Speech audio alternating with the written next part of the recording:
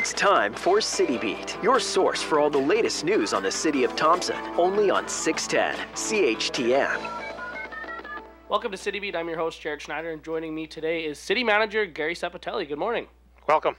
So we had a busy week and even got a dump of snow last night, but before we get into that stuff, first I'll give you the first minute to run things down from the past week. Sure, and I think what I'd like to sort of start off with really is sort of a message out to sort of the residents of Eastwood. I mean, obviously over the last number of months we've been experiencing some of the issues with our sewage treatment plant and have odors in that area. I mean, obviously I just, thank the residents for bearing with the city. I mean, we are dealing with old technology, but we are trying to address the issue by introducing chemicals into the system that will hopefully reduce some of the smells and doing some more of the filtering that actually will as well as sort of mitigate some of the smells. The long-term solution for this is, I mean, obviously we as a city are proceeding towards the building of a new sewage treatment plant that will address sort of these issues and whatnot. So we're currently in the stages working with the Water Services Board of developing a functional design in the first stage for the Environmental Act license, which is to be completed by the end of this year. 204-677-8181. We have City Manager Gary Sepatelli, 204-677-8181. Maybe we'll get into the sewage plant a little bit later, but first we'll go to the snow here. So with the dump of snow last night, most streets have been cleared somewhat, it looks like, but maybe just start off by telling us what are some of the priority snow clearing routes today? The priority routes are priority ones, which really are the main arteries in the city. So I mean, obviously, as per the policy that the city has for snow removal, after a certain level of snow that has fallen, I mean, obviously we attack those areas. We have an ongoing program that we are cleaning the streets, the main arteries first, the school routes, things of that sort. But as we move throughout the winter, I mean, obviously getting into the residential areas, I think that, I mean, obviously as evidenced by today is that we're not out of winter yet, and we're likely going to be hit a couple more times before the end of the season. So if we are hit with any amount of snow, I mean, obviously the first portion that is addressed is the priority one areas. 204-677-8181. So obviously some of the residential areas won't be plowed until a little bit later, maybe even later on today. How long may it take for the city to get to all these areas and help get some of the residential areas looking a little bit better? Well, I think, I mean, it's likely within a week or so, and it all sort of depends on, I mean, obviously if we get dumped on consistently over the next number of days and whatnot, is that we revert to sort of the priority one areas and the school routes, eventually getting into the residential areas. I think what's sort of compounding some of the issues as well is, I mean, obviously that we've had some melting over the last little while and created some of the rutting on some of the streets, and we as a city, I mean, obviously are tackling those by area. 204-677-8181. Where will this dump of snow put the city at now? I mean, obviously we looked at looking forward the rest of the week for residential areas, and if we do continue to get more, and looking at the rest of spring now, and I use that as a light term, what are some of the plans the city has for any future snow removals, and then maybe, I mean, hopefully, into street clearing as if we move a little bit forward in the months ahead? Sure. As we move forward, I mean, obviously what we attempt to do as a city is really try to get the streets cleared down to pavement. And from that aspect, I mean, obviously as we progress into spring, it really is more of a safety factor as well, so that we're not having sort of the ice that's an issue for vehicles, but also sort of on the sidewalks is a huge, that we are clearing the sidewalks, and I think that the program that we have has worked out well over the last number of years, and really to get those sidewalks clear so people can walk about as temperatures get warmer. One of the priorities that we are moving towards as well is clearing some of the major artery streets in regards to the snowbanks.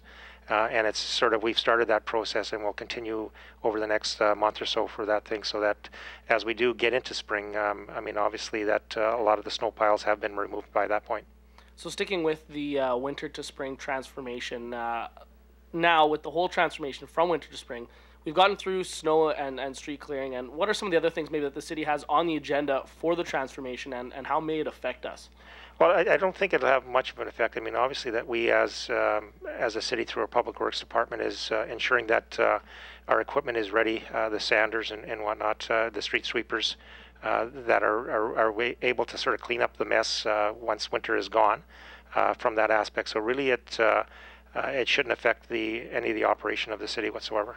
204-677-8181. Now, was scheduled to have a city council meeting on Monday, but with the cancellation of it, I now know that it has been moved to April. So what is the reasoning for having it canceled on Monday?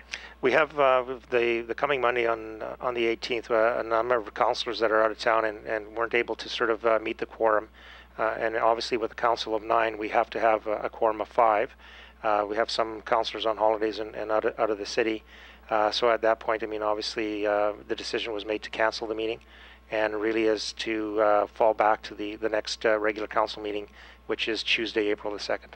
So you mentioned moving back into the next council meeting in April. So what are some of the items that were on the agenda for this week, and what's going to happen with them? Are they going to be pushed back to the next week? Yeah, everything would be pushed back to the April the 2nd. I mean, obviously that we have the possibility of 1 or 2 resolutions that are time sensitive, that we're still sort of trying to get some of the detail on. And from that aspect, if they are time sensitive and if there's a need for a special meeting to deal with that prior to April 2nd, then obviously the mayor has the prerogative of calling a special meeting. 204-677-8181. The Tedwig and Local Regional Identity Advisory Committee met yesterday to go over a few things. And what was the reasoning for this meeting that they held last night? I think this is just the continuation of the process. I mean, the regional identity program that's one of the action plans as part of the Economic Diversification Working Group meets frequently and with the intent to wrap up that process or that action plan by the end of June. So this is just one of those milestones along the way as they're developing that regional identity for the city and surrounding region. So part of that process is they're starting to get into some of the visual identity aspects of it.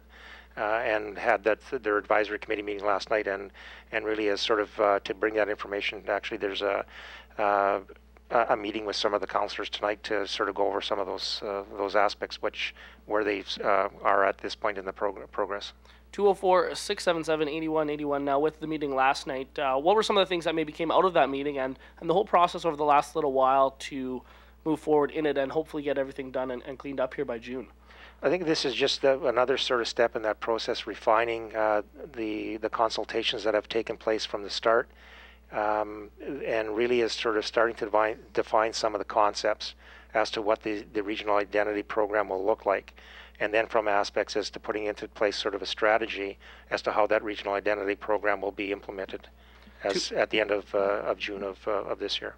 204-677-8181. Now, you mentioned off the top the water sewage treatment plant with some of the residents maybe smelling it a little bit. What are some of the plans that the city has now for fixing it? And you even mentioned moving forward and hopefully building a new one in the near future. Right. Well, I mean, obviously that we've introduced a chemical into our digesters, but hopefully that people understand, I mean, it is old technology, and the 2 digesters that we have that process the material are open air digesters, which is likely in part and parcel of cause of the odors. So introduce that, and hopefully that'll alleviate some of the smells.